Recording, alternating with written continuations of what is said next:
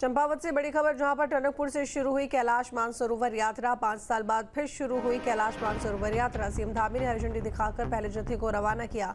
45 श्रद्धालुओं के पहले जत्थे को रवाना किया गया। टनकपुर बना नया बेस कैंप। वापसी में कराए जाएंगे मानस खंड कॉरिडोर के दर्शन। तो पहला जत्था रवाना हो चुका है। कैलाश मानसरोवर यात्रा को लेकर 5 साल बाद फिर से कैलाश मानसरोवर यात्रा शुरू हुई। मुख्यमंत्री धामी भी उस दौरान मौजूद रहे और हरी झंडी दिखाकर पहले जत्थे को रवाना किया। 45 श्रद्धालुओं के पहले जत्थे को रवाना किया गया मानसरोवर यात्रा के लिए। टनकपुर जो कि नया बेस कैंप बनाया गया है। वापसी में यहाँ पर मानसखंड कॉरिडोर के दर्शन भी कराए जाएंगे। कैलाश मानसरोवर यात्रा का मुख्य पड़ाव, मुख्य केंद्र आज टनकपुर से ये यात्रा आज आगे निकल गई और कल रात को ही कैलाश श्रद्धालु जो कैलाश दर्शन के लिए जा रहे थे उनका दल आ गया और यहाँ रात्रि को विश्राम करके आगे निकला है। सभी व्यवस्थाएं पूरी तरह से की गई हैं यात्रियों की सुरक्षा के लिए कि यात्रा अच्छी हो, यात्रा में किसी प्रकार की परेशानी न हो, क्योंकि यात्रा अत्यंत कठिन यात्रा भी है। मौसम की चुनौती भी बनी रहती है, भूस्खलन के रास्ते भी हैं, लेकिन उसके बाद पूरा मंडल विकास निगम के द्वारा राज्य का निगम सभी सुविधाएँ कैलाश यात्रियों को की गई हैं। अच्छी होगी, अच्छे प्रबंधों के साथ है और बड़ा उत्साहपूर्ण माहौल है। सभी यात्री बहुत उत्साह से परिपूर्ण है। मैं सबकी यात्रा की सफलता की कामना करता हूँ। भगवान महादेव सब पर कृपा करें, उनकी मनोकामना पूर्ण करें, उनकी यात्रा सहज हो, सरल, सुलभ हो और सुरक्षित हो। यमुनोत्री हाईवे बीते 8 दिनों से पूरी तरह बंद है। सिलाई बैंड और औजरी के पास हाईवे का बड़ा हिस्सा भारी बारिश और बादल फटने की वजह से बह गया। 28 जून की रात को हुई इस आपदा के बाद से यमुनोत्री धाम की यात्रा पूरी तरह प्रभावित है। राष्ट्रीय राजमार्ग 123 पर सिलाई बैंड के पास पानी के तेज बहाव से करीब 7 से 8 जगह सड़क वॉश आउट हो गई है, जिससे जानकी चट्टी, हनुमान चट्टी, राना चट्टी और सियान चट्टी से 100 से अधिक यात्री वाहन फंसे हुए हैं। ओजरी के पास भी भारी कटाव के कारण एक बड़ी खाई बन गई थी, जिसे पार करने के लिए अब वैली ब्रिज का निर्माण शुरू हो गया है। एनएच विभाग के अनुसार ये पुल अगले 4 से 5 दिनों में तैयार हो सकता है।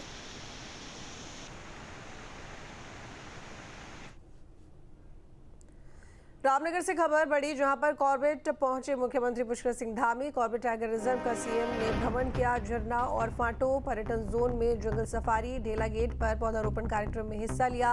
सीएम धामी ने टाइगर रिजर्व के वनकर्मियों से मुलाकात की और सफारी के दौरान ग्रामीण महिला से बातचीत भी की।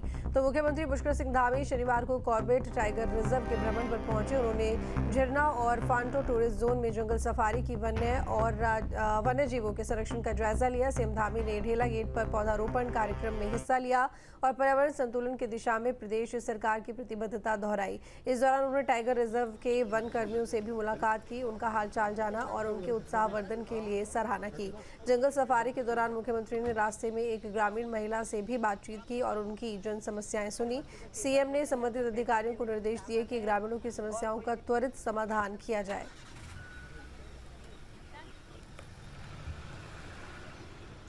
उत्तर प्रदेश में ताजिया की अधिकतम ऊंचाई को लेकर योगी सरकार के गाइडलाइन का असर अब जमीन पर दिखने लगा है। मेरठ में अब 10 फीट की सीमा के तहत 9.5 फीट का फोल्डिंग ताजिया तैयार किया गया है, जो बिजली के तारों के नीचे से निकालने के लिए मोड़ा भी जा सकता है।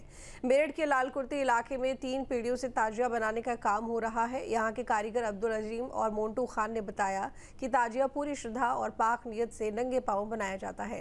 ताजिया निर्माण में सोने चांदी की पत्तियां, बांस, लकड़ी, स्टील और पेपर जैसे पारंपरिक व आधुनिक सामग्रियों का इस्तेमाल किया जाता है। 6 जुलाई 2025 को मुहर्रम पाक त्योहार है। उस दौरान अकीदतमंद ताजिए को लेकर जुलूस निकालते हैं और हर्ष का विषय होता है। मैं सबसे पहले आपको मेरठ में बन रहा ये ताजिया दिखा देता हूँ कि किस तरीके से इसे सजाने वाले, इसे बनाने वाले, इसकी खूबसूरती बढ़ाने वाले और इसकी पवित्रता बढ़ाने वाले जो कारीगर हैं, वो नंगे पैर इसकी सजावट में लगे हुए हैं। किस तरीके से डोर, मोती और बल्ब और उसके साथ में अन्य जो चमकीली चीजें हैं उन्हें इस पर तरीके से लगाया जा रहा है। आप इसकी खूबसूरती जो है वो देखते ही बनती है कि मानो बड़े तरीके से इसकी नक्काशी की जा रही हो। बहुत छोटी छोटी बातों का इसमें बड़ा विशेष ध्यान रखा है कि इसकी खूबसूरती बढ़ती ही जाए, बढ़ती ही जाए, बढ़ती ही जाए। या मेरे साथ में कुछ इसे सजाने वाले कारीगर, मैं पूछ लेता हूँ कि जब ताजिया सजाया जाता है तो किन किन बातों का खास ध्यान रखा जाता है। क्या नाम है आपका?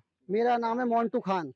मोन्टू भाई, जब ताजिया आप सजाते हैं, जब ताजिया आप बनाते हैं, जब इसे संवारते हैं, जब आप इसकी खूबसूरती बढ़ाते हैं, तो किन किन चीजों का बड़ा ध्यान रखा जाता है? जैसे कि सबसे पहले तो आदमी को पवित्र होना चाहिए, जैसे कि बाथरूम टॉयलेट करे तो बिल्कुल नहा धो के फ्रेश होना चाहिए। उसके बाद में कोई झूठे इस पे हाथ ना लगाए, बिल्कुल चप्पल उतार करके इस पे काम करा जाता है और पवित्र ही चीज इस पे लगती है। जैसे कि फेविकॉल लगाना, कोई सरेस वगैरह का केमिकल हो, कोई इंतजाम नहीं होता इस पे। जो भी चीज लगेगी फ्रेश बन के फ्रेश लगेगी, जिससे किसी से स्मेल ना आए। कोई हम लोकल केमिकल्स वगैरह की जो चीजें लगाए तो उससे स्मेल आने लग जाती है, इसलिए हमें पवित्र चीज लगानी होती है। एक बड़ी टीम जो है वो ताजिए को सजाने का, संवारने का, उसको क्यों खूबसूरती को सवागुना करने का काम कर रही है। एक कारीगर यहाँ पर मेरे साथ हैं, जिनके इन पवित्र हाथों ने न जाने कितने ताजियां एक बड़ी उम्र से इनके पापा, उनके पापा और एक लंबी पीढ़ियां जो है वो ताजिया संवारने का, बनाने का काम करती आई हैं। मैं एक बार इनसे बात करने का प्रयास करता हूँ। क्या नाम है आपका? अब्दुल अजीम। अब्दुल अजीम जी, ये हाथ आपके अब तक कितने ताजियां जो हैं बना चुके हैं? आप कितने समय से ताजिया बना रहे थे? और जब हम ताजिया बनाते हैं तो किन किन चीजों का बड़ा ध्यान रखना होता है? मेरी उम्र है 67 साल, 67। मुझे खुद को नहीं पता कि मैं कितने बना चुका हूँ। इसकी हाइट जो है वो कितनी होती है? मैं देख पा रहा था एक ताजिया आपके पास इस तरीके का भी है। ये ऊपर का जो हिस्सा है कि अगर ऊपर लाइन हो या कोई ऊंची बुजुर्गी हो तो इसे थोड़ा नीचे करके आराम से निकाला जाता है ताकि किसी तरीके की जनहानि ना हो। जी जी जी, वो इसीलिए इधर साइड में देखो, ये ऊपर का एक हिस्सा है, इसके 3 पीस हैं। 3 पीस में से ये सबसे ऊपर का जो है, इसमें फोल्ड लगाया जाता है। फोल्ड मतलब पट्टी लगाकर उसमें कब्जा लगाया जाता है। कुल मिला के वो 10 है, तो वो जब फोल्ड हो जाता है, समझे, तो वो 10 ही रहेगा। वो जो 3-3.5 फुट का वो है, जहाँ देखते हैं कि भी तार इलेक्ट्रिशियन कोई नहीं है, तो उसे उठा दिया जाता है ताकि कोई हादसा। जी बिल्कुल, इनका साफ तौर पे कहना था कि ताजिया बनाने के लिए सबसे पहले तो बनाने वाले कारीगर का पाक होना, साफ होना, पवित्र होना बहुत ज़्यादा ज़रूरी है, क्योंकि ये अकीदतों की पहचान है और ये इबादत की एक अच्छी जगह है, तो इसे नापाकी जो है किसी भी तरीके से मंजूर नहीं है। और ये जो मेरे साथ में कारीगर बात कर रहे थे, इनकी याद में भी इन्हें नहीं पता है कि ये कितने ताजिए जो है बना चुके हैं। अपने वीडियो जर्नलिस्ट के साथ अरुण सागर, न्यूज स्टेट, मेरठ। जहाँ भक्ति है हर शब्द में, कथाओं में छुपे हैं दिव्य रहस्य और ज्योतिष देता है जीवन को दिशा। धर्म से जुड़ी हर बातों को जानने के लिए हमारे चैनल स्तुति को सब्सक्राइब करें। चैनल पर जाने के लिए इस लिंक पर क्लिक करें।